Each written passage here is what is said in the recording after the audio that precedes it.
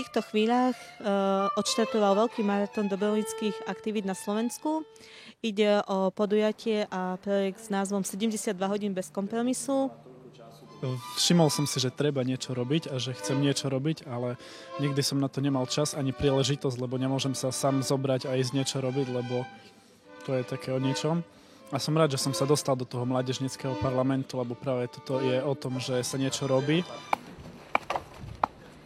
Dobrovoľníctvo je niečo také, práca dobrovoľne za žiadne peniaze pre ostatných ľudí. Práca zadarmo. Keď venujeme svoj čas pre ostatných mladých. Ale táto prvotná myšlienka bola tá, aby sa dobrovoľníctvo propagovalo. V podstate vyše 3,5 tisíc mladých ľudí je zapojených do tohto maratónu s tým, že taká naša vízia bola 5000 ľudí. U Salesianov sa usporadúva hokejbalový turnaj pre chlapcov a vlastne tam budem pomáhať.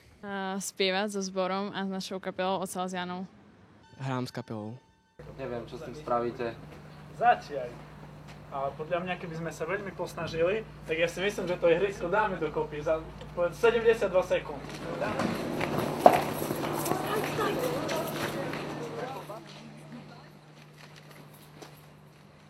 Rada mládeže Slovenska spolu s partnermi, ktorými je aj Rada mládeže Prešovského kraja, sme sa rozhodli motivovať a naštartovať mladých ľudí po celom Slovensku k tomu, aby boli akční a aby mali záujem aj formou dobrovoľníckych aktivít vlastne skrášliť a spríjemniť si svoje prostredia, kde žijú, kde fungujú.